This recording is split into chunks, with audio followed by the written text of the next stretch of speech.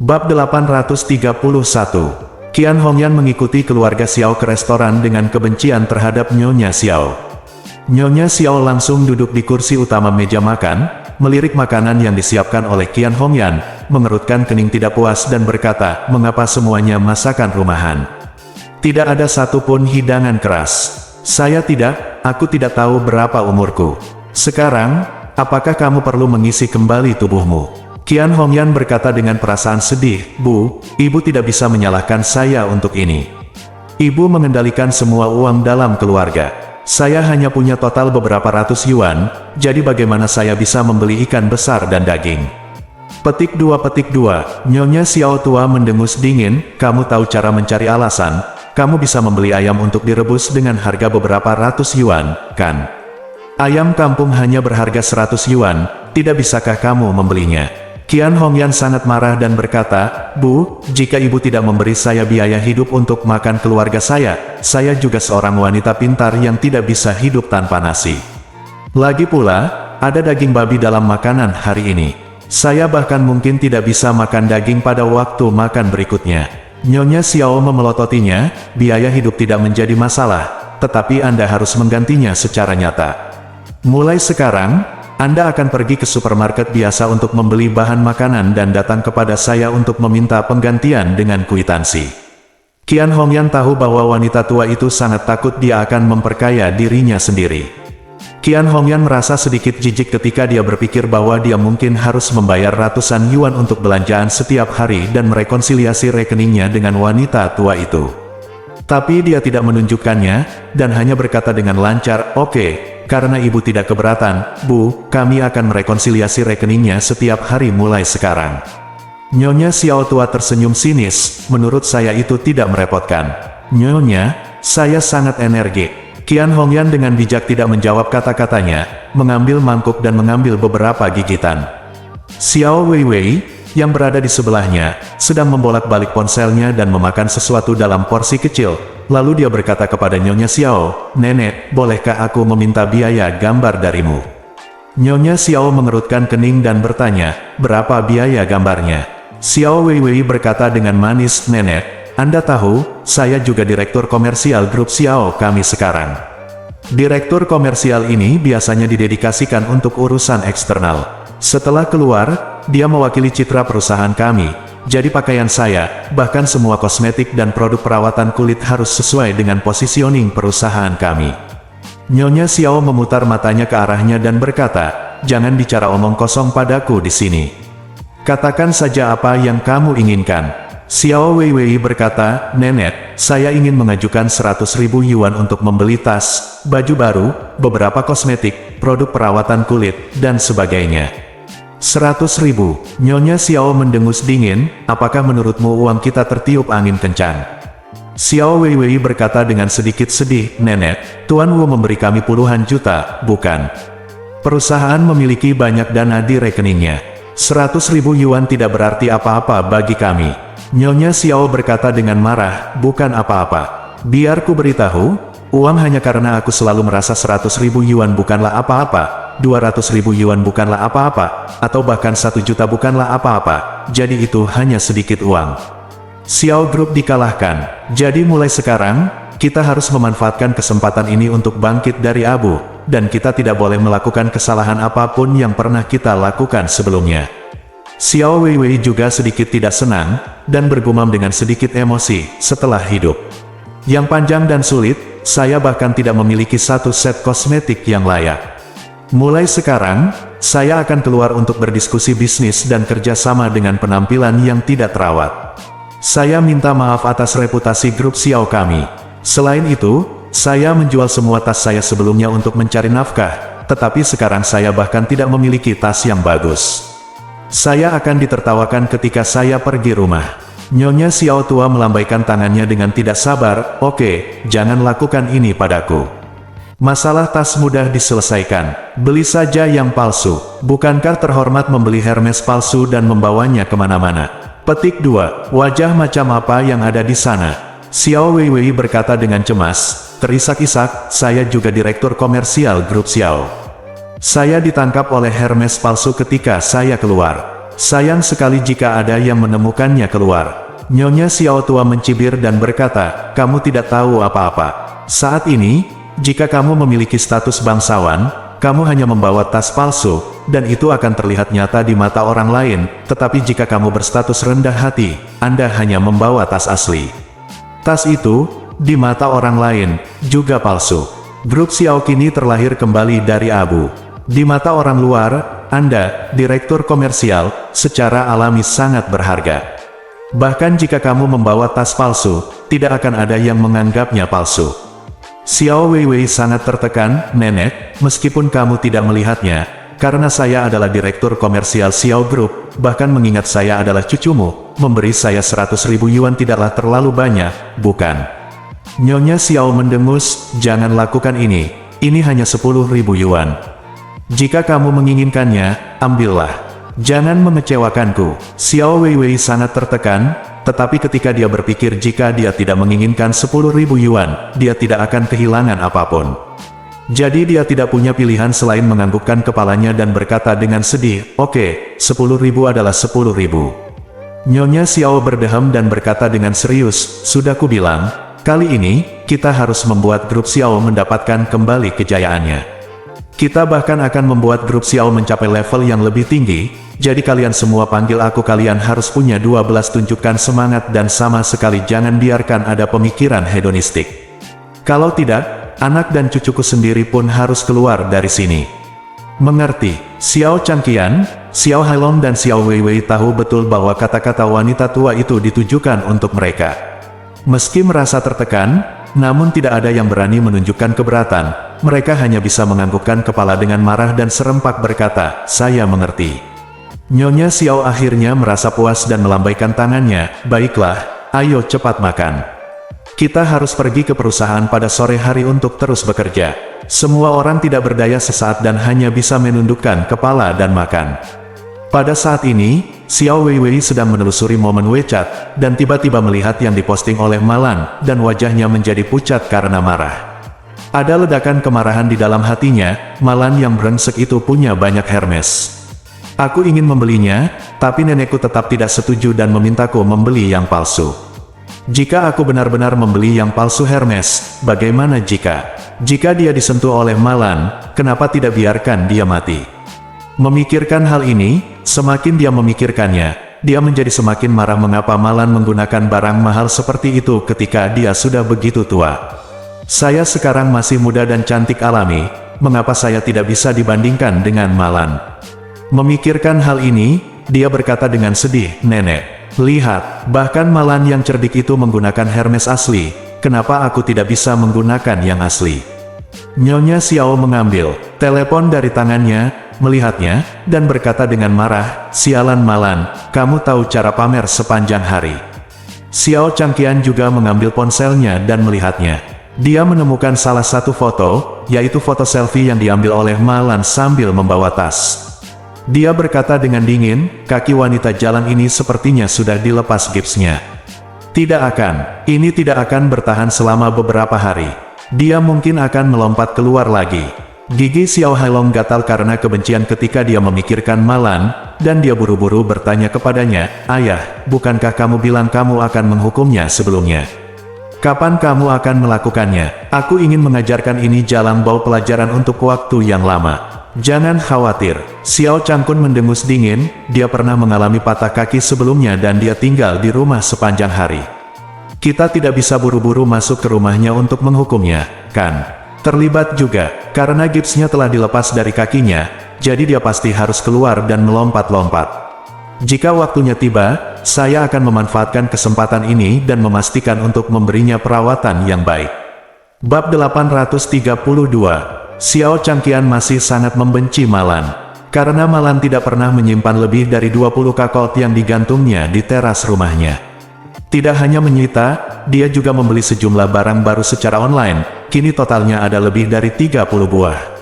Xiao Changqian harus melewati rumah Ye Chen setiap hari ketika dia keluar masuk Thomson Yipin, jadi dia akan melihat lebih dari 30 suami yang istrinya tidak setia berkibar tertiup angin, yang membuatnya sangat marah setiap saat. Terlebih lagi, ketika dia memikirkan ejekan Malan padanya, dia semakin membenci Malan. Saya selalu ingin mencari kesempatan untuk membersihkan Malan, dan pada saat yang sama menambah masalah di rumah Ye Chen, dan membuat Wu Donghai sepuas mungkin, tetapi Malan memakai gips di kakinya dan paling banyak tinggal di rumah, jadi dia tidak bisa berbuat apa-apa. Sekarang setelah plester Malan dilepas, dengan kepribadiannya, dia akan segera habis. Selama dia sering keluar, dia akan memiliki banyak kesempatan untuk menghadapinya. Begitu dia mendengar bahwa Malan akan disembuhkan, Nyonya Xiao juga menjadi tertarik. Dia berkata dengan dingin, Malan sialan ini melompat-lompat sepanjang hari. Terakhir kali dia berada di pusat penahanan, dia seharusnya sudah sembuh dihukum.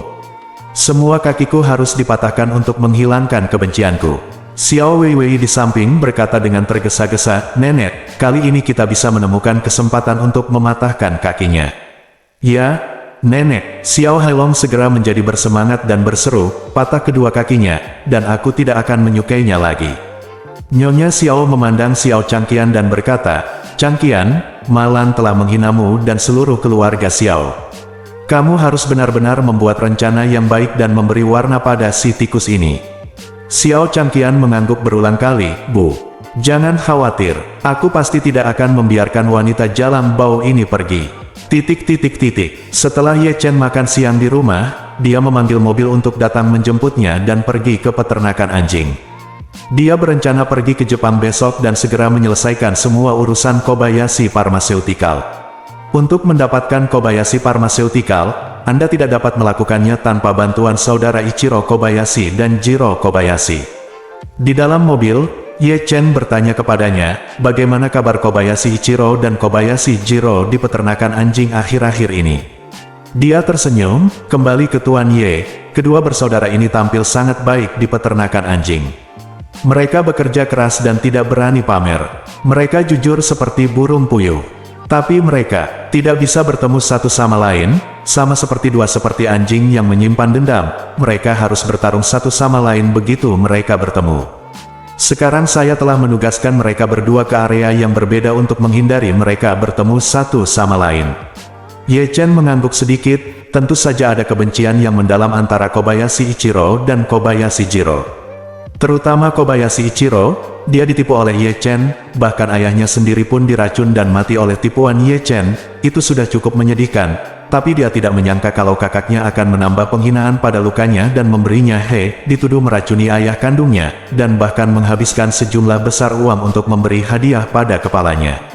Bisa dibilang dia tidak akan pernah memaafkan Jiro Kobayashi sampai kematiannya. Kobayashi Jiro sebenarnya sangat membenci kakaknya sendiri. Karena Ye Chen telah menjelaskannya dengan sangat jelas terakhir kali, hanya satu dari dua bersaudara yang dapat kembali ke Jepang bersamanya, dan sisanya harus tinggal di peternakan anjing dan bekerja selama sisa hidupnya.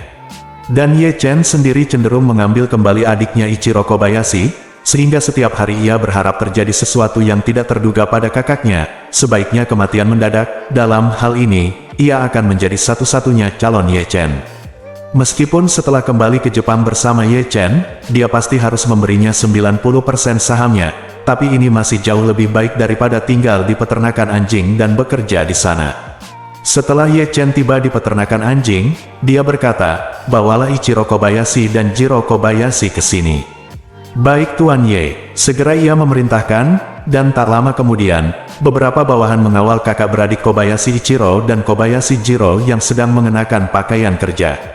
Begitu keduanya bertemu di depan pintu, Kobayashi Ichiro memanfaatkan situasi tersebut, bergegas menghampiri dan menendang Kobayashi Jiro, mengusir Kobayashi Jiro, dan mengutuk dan berkata, kamu bajingan, kamu berani muncul di hadapanku. Kobayashi Jiro ditendang ke tanah. Dia buru-buru bangkit dan bergegas untuk bertarung dengannya. Dia berteriak dengan marah, kamu bajingan, aku harus membunuhmu. Tak mau kalah, Ichiro Kobayashi berkata, ayo, kita lihat siapa yang membunuh siapa. Aku akan meledakkan kepalamu dengan satu pukulan.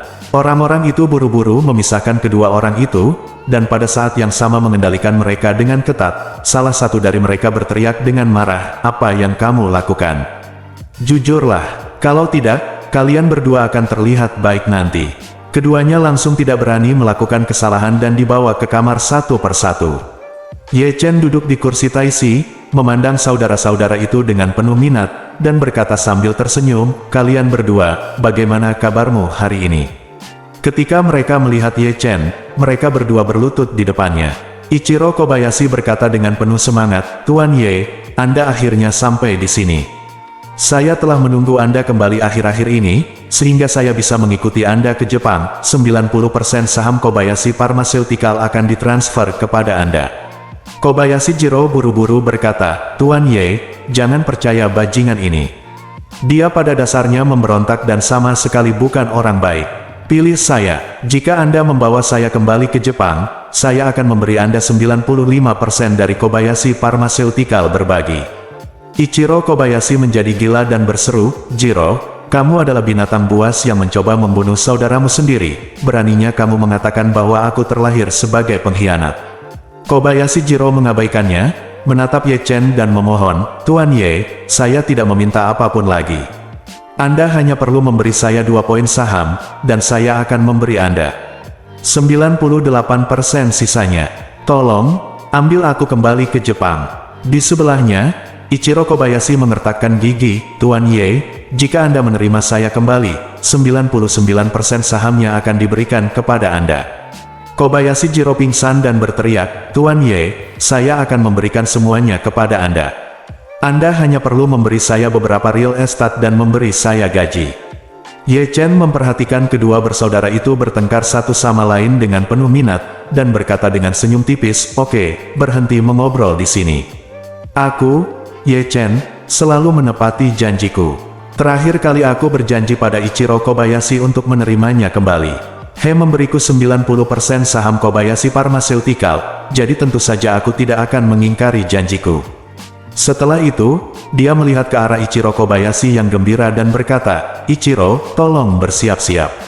Kami akan berangkat dalam 2 hari ke depan." Ichiro Kobayashi begitu bersemangat hingga dia bersujud kepada Ye Chen 3 kali berturut-turut dan berkata dengan penuh semangat, "Terima kasih, Tuan Ye, terima kasih, Tuan Ye." Kobayashi Jiro hampir pingsan dan menangis keras, "Tuan Ye, tolong bawa saya kembali. Saya akan melakukan apapun yang Anda minta saya lakukan." Ye Chen berkata dengan tenang, "Baiklah, Jiro, untukmu, tetaplah di sini. Kamu akan diberi makan, minum, dan tinggal di sini. Kamu tidak perlu khawatir tentang apapun. Jika kakakmu tidak patuh, aku akan melakukannya. Tentu saja, aku akan mengirimnya kembali dan membiarkanmu keluar." Kobayashi Jiro putus asa, apakah dia harus menunggu sampai tahun monyet? Di sampingnya, Ichiro Kobayashi sepertinya telah diberi kehidupan baru, dan bertanya kepada Ye Chen dengan sangat bersemangat, "Tuan Ye, kapan tepatnya kita akan berangkat?" Ye Chen melambaikan tangannya, "Besok." Bab 833. Ketika Ichiro Kobayashi mendengar bahwa Ye Chen akan membawanya kembali ke Jepang besok, dia merasa bersemangat, tapi kemudian dia merasa gugup lagi. Dia memandang Ye Chen dan bertanya dengan suara rendah, "Tuan Ye, bagaimana saya bisa meyakinkan publik ketika saya kembali ke Jepang seperti ini? Semua orang mengira saya membunuh ayah saya, dan mereka semua mengira saya sudah mati. Di kali ini, jika saya kembali tiba-tiba, saya khawatir akan sulit untuk mewarisi Kobayashi Pharmaceutical." Ye Chen berkata sambil tersenyum, "Bukankah ini masalah sepele?" Setelah mengatakan itu, dia langsung melambai padanya, atur seseorang untuk menyiapkan kamera dan merekam video pengakuan untuk Kobayashi Jiro, sehingga dia bisa mengakui bahwa dia meracuni ayahnya dan kemudian menawarkan hadiah besar untuk kepala saudaranya agar bisa memonopoli Kobayashi. Tujuan farmasi. Ketika Jiro Kobayashi mendengar ini, dia merasa seolah-olah langit telah runtuh, dan dia menangis dan berkata, "Tuan Ye, kamu tidak bisa melakukan ini. Bukankah kamu mengatakan bahwa jika kakak tertuaku tidak tampil baik, kamu akan menggantikannya, saya? Anda ingin saya kembali sekarang? Jika saya mengaku bersalah, bagaimana saya bisa kembali di masa depan?" Ye Chen berkata dengan dingin, "Apa yang kamu takutkan? Kalian berdua masing-masing akan merekam video saling menyalahkan dan mengaku nanti. Jika saudaramu menjadi pemimpin, kamu yang akan disalahkan. Jika kamu menjadi pemimpin, biarkan saudaramu yang disalahkan. Bukankah ini sempurna?" Kobayashi Jiro dan Kobayashi Ichiro sama-sama diliputi keputusasaan. Apakah mereka benar-benar akan memakan Ye Chen sampai mati sekarang? Namun, Mereka juga tahu betul bahwa hidup dan mati mereka sekarang ada di tangan Ye Chen, dan jika mereka benar-benar melawannya, kemungkinan besar mereka akan mengalami bencana. Jadi mereka berdua hanya bisa mengangguk dan mengikuti instruksi, dan orang-orang yang mengantri membawa mereka ke ruangan kosong di sebelah untuk merekam video. Ye Chen menelepon putra Han Meiking, Paul saat ini, dan bertanya kepadanya segera setelah dia bangun, "Paul, apakah kamu ada waktu luang hari ini?" Paul buru-buru berkata, "Tuan Ye, apa perintah Anda?" Ye Chen berkata, "Itu yang saya katakan sebelumnya. Ikutlah dengan saya ke Jepang untuk menyelesaikan masalah pengalihan saham Kobayashi Pharmaceutical dan menyelesaikan prosedur hukum yang relevan." "Tidak masalah," Paul segera berkata, "kapan kita akan berangkat secara spesifik? Saya akan mengatur segala sesuatunya dan kemudian saya bisa pergi ke sana bersama Anda." Ye Chen tersenyum dan berkata, "Besok, kita akan pergi dan kembali lebih awal." "Oke," kata Paul, "kalau begitu izinkan aku memesan tiket pesawat." "Siapa yang akan ikut denganku?" Marvin berkata dengan santai, "Anda tidak perlu memesan tiket pesawat. Saya akan menyapa Chen Zekai dan memintanya untuk mengatur jet pribadi." "Bagus." Setelah itu, Marvin menutup telepon dan menelepon Chen Zekai lagi. Bagaimanapun, keluarga Ye memiliki bisnis besar. Ada jet pribadi di Jinling yang khusus ditugaskan untuk Chen Zekai untuk penggunaan sehari-hari. Begitu Chen Zekai mendengar bahwa Ye Chen akan pergi ke Jepang, dia segera mengatur kru pribadinya, jet untuk mengajukan rute dan waktu keberangkatan. Pada saat yang sama, dia berkata kepada Ye Chen, "Guru, Anda akan pergi ke Jepang kali ini dan Anda tidak mengenal tempat itu. Bagaimana kalau saya menemani Anda? Saya berteman dengan banyak perusahaan dan keluarga Jepang. Jika Anda membutuhkannya apapun, ini juga dapat membantu Anda membuat perjalanan Anda lebih nyaman." Sejak dia kembali dari membunuh 8 Raja Surgawi di Gunung Changbai, Chen Zekai telah mengikuti Ye Chen dengan sepenuh hati, dan menganggap Ye Chen sebagai satu-satunya tuan di hatinya, dan Ye Chen juga dapat melihat bahwa orang ini sekarang 100% dapat dipercaya dan sepenuhnya di bawah kendalinya. Karena dia ingin mengikutinya, dia tidak punya masalah dengan itu. Jadi, Ye Chen berkata kepadanya, "Ayo lakukan ini. Atur pesawatnya, dan atur 2 atau 3 orang yang cakap, dan kita akan pergi bersama ketika waktunya tiba." Setelah mengatakan itu, Ye Chen meliriknya dan bertanya, "Apakah kamu sibuk beberapa hari terakhir ini? Jika kamu baik-baik saja, ikut aku ke Jepang." Kemudian dia mengangguk dan berkata, "Tidak masalah, Tuan Ye. Saya akan mengikuti perintah Anda." Ye Chen mengangguk puas dan berkata kepada Chen Zekai, "Chen tua, kita bersama." Begitu juga Paul dari firma hukum Smith dan Ichiro Kobayashi dari keluarga Kobayashi. "Anda meminta kru untuk bersiap." "Baiklah, Tuan, saya akan mengaturnya sekarang juga." Kali ini, kakak beradik Ichiro Kobayashi dan Jiro Kobayashi juga merekam video kambing hitamnya masing-masing. Kemudian, keduanya diantar kembali oleh anak buahnya. Ye Chen memandang mereka berdua dan berkata dengan tenang, "Kobayashi Ichiro, istirahatlah yang baik hari ini dan aku akan mengantarmu ke bandara bersamaku besok. Tapi aku memperingatkanmu sebelumnya, hati-hati sepanjang jalan, Don tidak terasa seperti kamu kembali ke Jepang. Pengadilan asal kita, jika kamu berani tidak menaatiku dengan cara apapun, aku pasti tidak akan membiarkanmu pergi." Ichiro Kobayashi mengangguk dan berkata, "Tuan Ye, jangan khawatir. Meskipun saya mati, saya tidak akan melanggar perintah Anda." Ye Chen bersenandung, menatap Kobayashi Jiro lagi, dan berkata dengan tenang, "Kobayashi Jiro, tetaplah di sini dengan jujur. Bawahanmu akan membiarkanmu makan dan minum dengan baik. Selain bekerja, kamu dapat menghabiskan sisa waktumu bersenang-senang. Berdoalah semoga terjadi sesuatu pada kakakmu atau menimbulkan masalah, agar kamu mempunyai kesempatan untuk kembali ke Jepang." Ketika Ichiro Kobayashi mendengar ini, dia melambaikan tangannya dengan ketakutan, "Tuan Ye, yakinlah bahwa saya tidak akan pernah menyebabkan apapun. Jiro bajingan ini tidak akan pernah memiliki kesempatan untuk meninggalkan peternakan anjing ini seumur hidupnya." Kobayashi Jiro mengertakkan gigi dengan marah. Namun, kini Ichiro Kobayashi sudah menjadi pilihan pertama Ye Chen, ia hanya bisa menjadi ban serep. "Apa itu ban serep? Selama tidak ada masalah pada ban yang Anda gunakan, tidak ada kebocoran udara, atau bocor, maka ban serep tidak akan pernah bisa berfungsi. Memikirkan hal ini, kebencian terhadap kakak laki-lakinya di dalam hatinya semakin masuk ke dalam tulangnya. Jika tidak ada begitu banyak orang di sini, dia tidak sabar untuk segera bergegas dan mencekik kakak laki-laki ini sampai mati dengan tangannya. Ye Chen sangat puas saat melihat saudara-saudara itu saling bermusuhan dan takut satu sama lain. Yang dia inginkan adalah efek ini, agar mereka saling menghalangi dan saling memeriksa dan menyeimbangkan.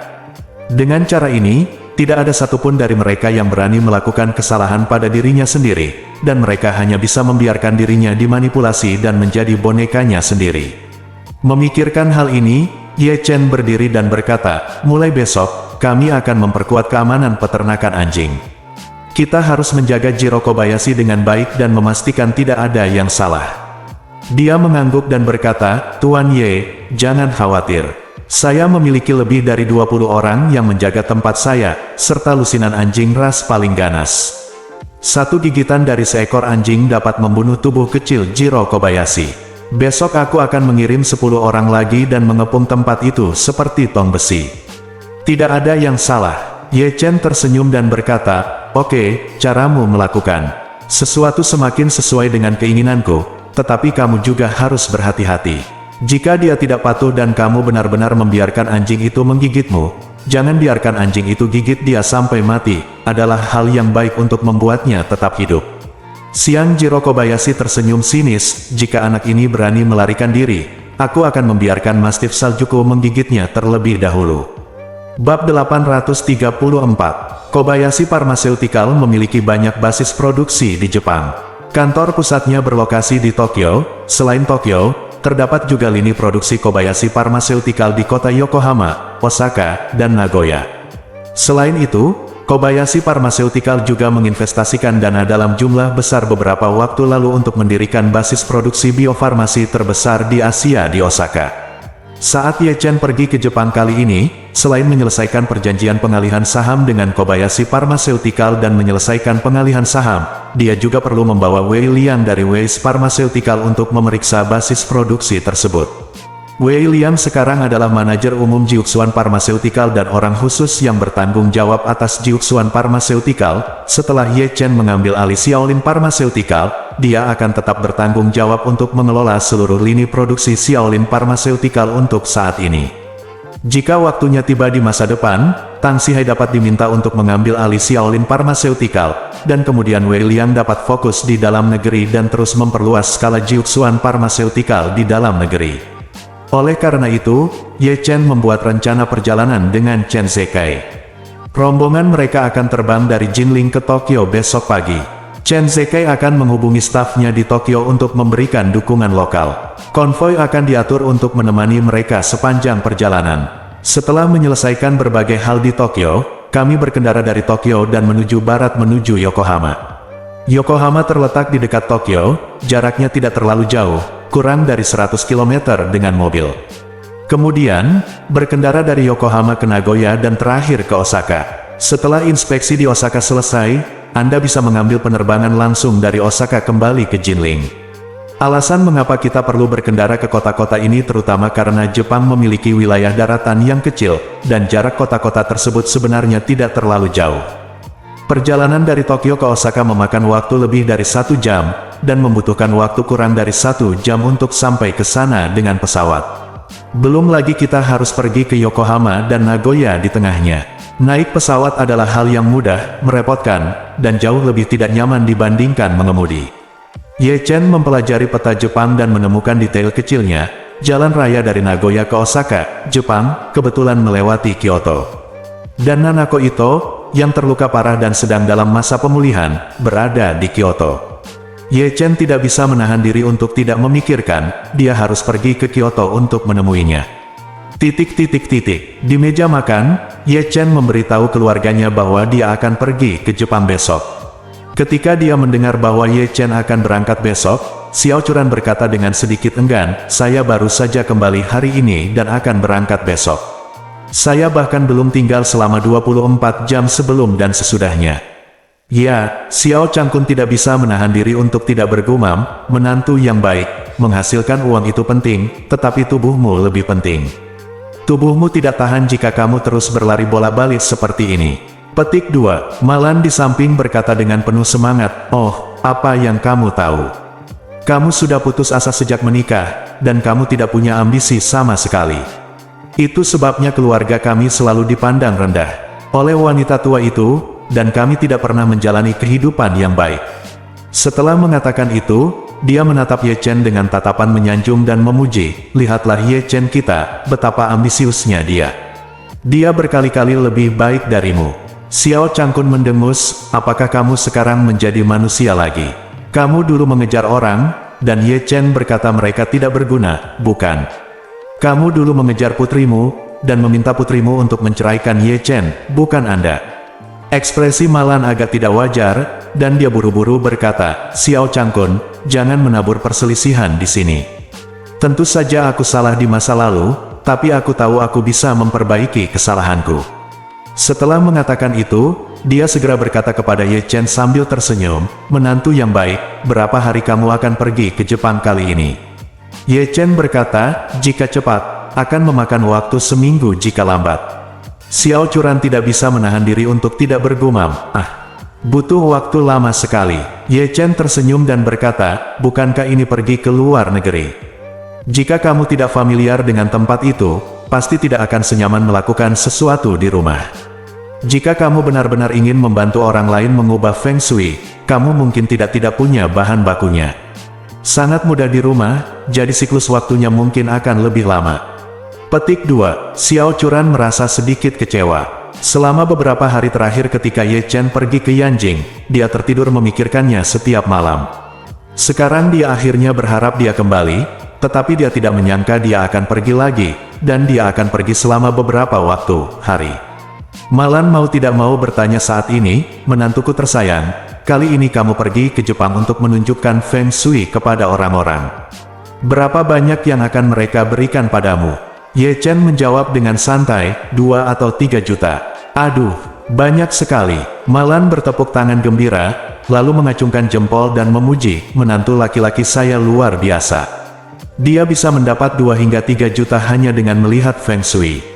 Setelah mengatakan itu, dia segera berkata sambil tersenyum meminta maaf, "Menantu yang baik, saya mendengar bahwa kosmetik, produk perawatan kulit Jepang, memiliki kualitas dan khasiat yang sangat baik. Jangan lupa untuk membeli beberapa hadiah untuk ibu ketika waktunya tiba." Xiao Changkun tidak tahan lagi dan berseru, "Malan, apakah kamu sudah selesai? Ye Chen sudah membelikanmu banyak Hermes, dan kamu masih meminta hadiah. Kamu terlalu rakus untuk makan seperti ular. Aku ingin kamu mengurusnya." Malan memutar matanya ke arah Xiao Changkun dan berkata dengan marah, "Aku bertanya pada gadis baikku apa yang dia butuhkan, bukan kamu. Apa yang kamu lakukan di sini? Siapa yang tidak membesarkannya celana dan memberikanmu kepadaku?" Terkena. Saat Xiao Changkun mendengar ini, pipinya memerah karena marah dan seluruh tubuhnya gemetar. "Mengekspos dirimu tanpa mengangkat celanamu. Bukankah ini metafora untuk hal itu? Mulut jelek wanita jalang ini terlalu merusak. Aku benar-benar ingin menamparnya dengan mulut sebesar itu." Namun, Xiao Changkun hanya berani berpikir dalam hatinya bahwa jika dia benar-benar mengambil tindakan terhadap Malan, dia akan mendapat masalah di masa depan. Jadi, dia segera menatap Xiao Churan dan mengeluh, "Churan, lihat ibumu, memang benar mulut anjing tidak bisa mengeluarkan gading. Kualitas macam apa ini?" Xiao Churan tidak tahan mendengarkan lagi dan tidak bisa menahan diri untuk tidak berkata, "Bu, tidak bisakah kamu lebih beradab?" Oke. Malan melambaikan tangannya dengan acuh tak acuh, "Saya lebih beradab dan tidak memiliki pengetahuan yang sama dengan orang tua ini." Ye Chen di samping menggelengkan kepalanya dan tersenyum, tapi tidak menganggapnya serius. Dia sudah lama terbiasa dengan pertengkaran antara dua pasangan. Jika mereka berdua tidak bertengkar suatu hari nanti, pasti ada yang tidak beres. Setelah makan malam, Ye Chen dan Xiao Churan kembali ke kamar tidur di lantai 2. Seperti biasa, pasangan itu mandi satu persatu, lalu berbaring di tempat tidur satu persatu. Sejak dia dipromosikan ke level sebelumnya, Ye Chen belum mengambil langkah lebih jauh dengan Xiao Churan, tetapi Ye Chen tidak terlalu cemas, belum lagi ada banyak hal baru-baru ini, dan dia selalu diganggu oleh masalah tersebut, kehadiran beberapa wanita lain. Ketika dia berpikir untuk pergi ke Jepang besok, pikirannya tidak bisa tidak memikirkan wajah Nanako Ito dan penampilannya ketika dia terluka di atas ring. Ye Chen tidak mengerti kenapa dia tidak bisa melupakan Nanako Ito, seorang wanita Jepang. Sepertinya dia tertarik dengan karakter ganda wanita itu, yaitu selembut air, ulet, dan pantang menyerah, bukan? Saat dia berpikir liar, Ye Chen tiba-tiba merasakan tubuh Xiao Churan bergerak di sampingnya. Saya pikir Xiao Churan baru saja membalikkan badan secara normal, tetapi tanpa diduga, dia benar-benar membuka sudut selimut Ye Chen dan naik ke tempat tidurnya. Bab 835, Xiao Churan naik ke tempat tidur Ye Chen dan dengan lembut memeluk pinggangnya. Saat ini, dia merasakan rasa aman yang belum pernah terjadi sebelumnya. Setelah sekian lama bersama Ye Chen, ini pertama kalinya dia menggendong Ye Chen seperti ini. Meski dia merasa aman, dia tetap gugup dan sesak napas. Ye Chen, yang sedang memikirkan banyak hal, dikejutkan oleh tindakan Xiao Churan. Saat dia memalingkan wajahnya, Xiao Churan juga dikejutkan olehnya. Wajah cantik Xiao Churan tiba-tiba berubah panas, dan dia ragu-ragu dan berkata, "Suamiku, kamu belum tidur." Ye Chen juga menjelaskan dengan panik, "Saya tertidur dan bangun lagi." Setelah mengatakan itu, dia tidak bisa menahan diri untuk bertanya, "Sayang, kenapa kamu naik ke tempat tidurku?" Xiao Churan berkata dengan malu, aku. Xiao Churan tergagap untuk waktu yang lama, lalu akhirnya tenang dan berkata, "Aku tidak tega jika kamu bepergian jauh lagi, jadi aku ingin menahanmu untuk tidur, oke?"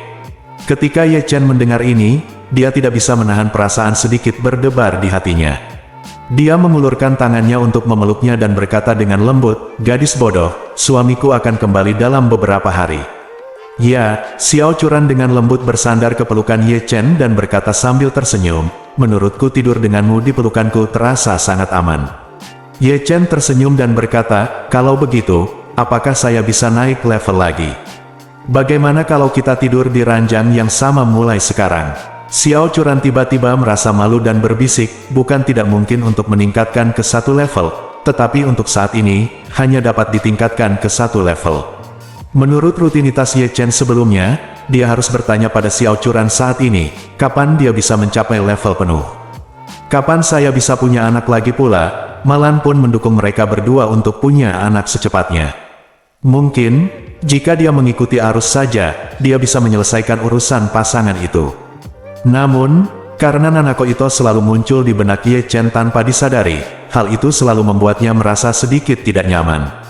Perasaan itu seperti duri yang menusuk hati Ye Chen, langsung membuatnya merasa lebih tenang.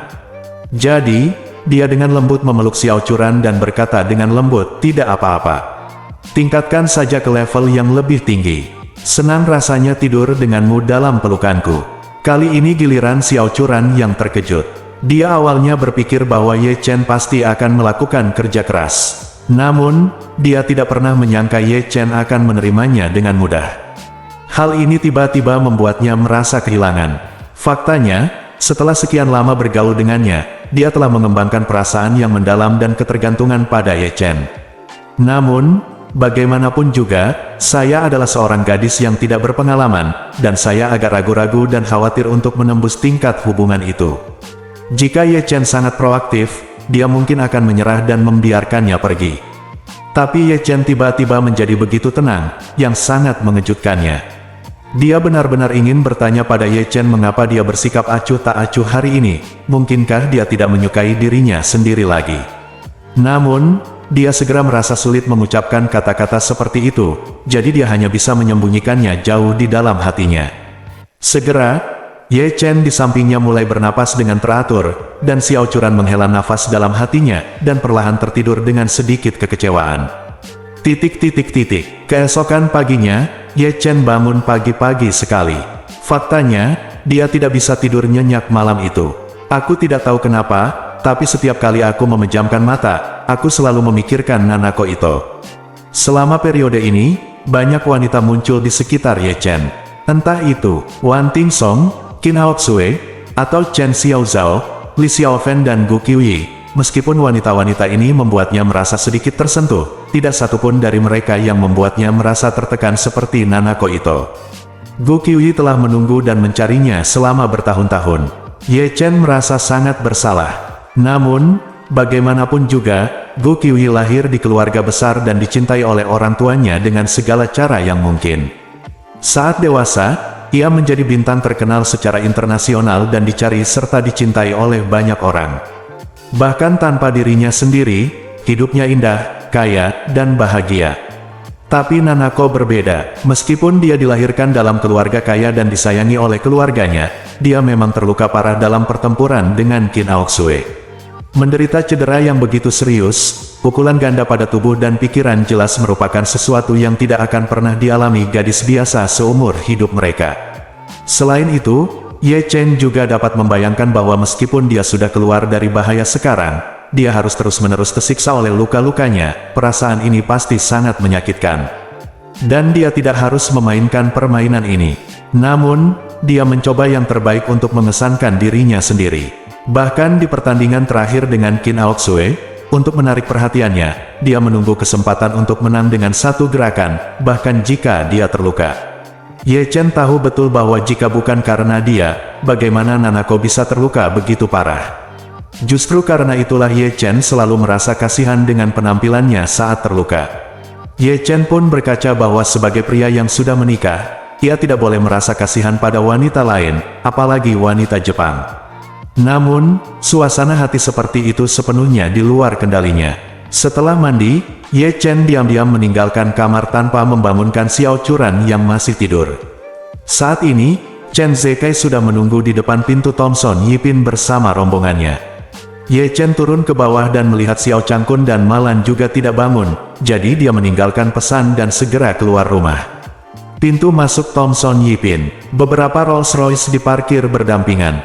Begitu Ye Chen keluar, Chen Zekai dan anak buahnya turun dari mobil, membungkuk hormat kepadanya, dan berkata serempak, "Tuan Ye." Ye Chen mengangguk dan masuk ke mobil yang sama dengan Chen Zekai. Begitu masuk ke dalam mobil, Chen Zekai langsung berkata kepada Ye Chen, "Tuan, Paul dan Wei Liang akan pergi ke sana sendiri, dan Ichiro Kobayashi akan pergi dari peternakan anjing. Kita hanya perlu menemui mereka di bandara. Pesawat dan kru sudah siap. Oke, kita bisa berangkat segera setelah semua orang ada di sini." Petik 2. Ye Chen bersenandung. Perbedaan terbesar antara jet pribadi dan penerbangan sipil biasa adalah waktunya relatif bebas. Selama Anda melamar rute hari ini, secara teori Anda bisa berangkat kapan saja. Jika Anda datang lebih awal, Anda akan berangkat lebih awal, dan jika Anda datang terlambat, Anda akan berangkat nanti.